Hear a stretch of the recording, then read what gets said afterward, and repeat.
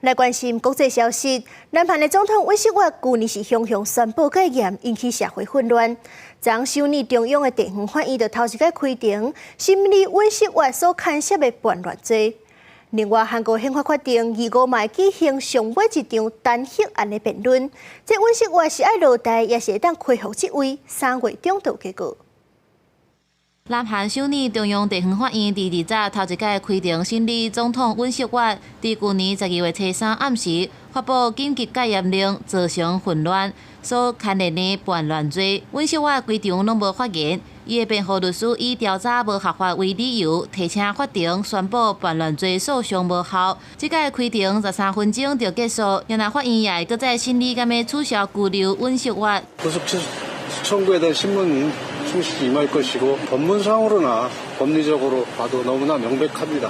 구속 사유는 소멸됐고 지금 현재 불법 구금 상태라는 것은 너무나 명백하기 때문에 우리 재판장께서 현명한 결정을 하실 것으로 기대를 하고 있습니다.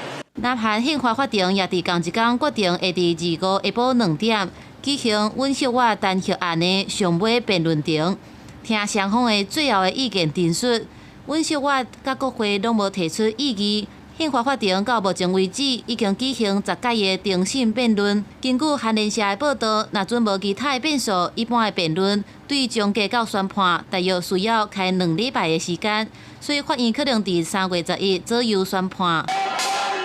另外是组织数百名尹锡悦的支持者。 대한민국의 법이 살아있는 한 윤석열 대통령은 당장 구속이 취소되어야 하고 형사 재판도 불법이기 때문에 취소되어야만 합니다. 韩联社指出，若准宪法法庭认定国会单核的相关事由无成立，驳回单核案，尹锡悦会随复职。不过，宪法法庭若认为尹锡悦确实严重违宪违法，认定单核案通过，是要伫宣判了后的60天内，也就是按算伫5月中重新举行总统大选。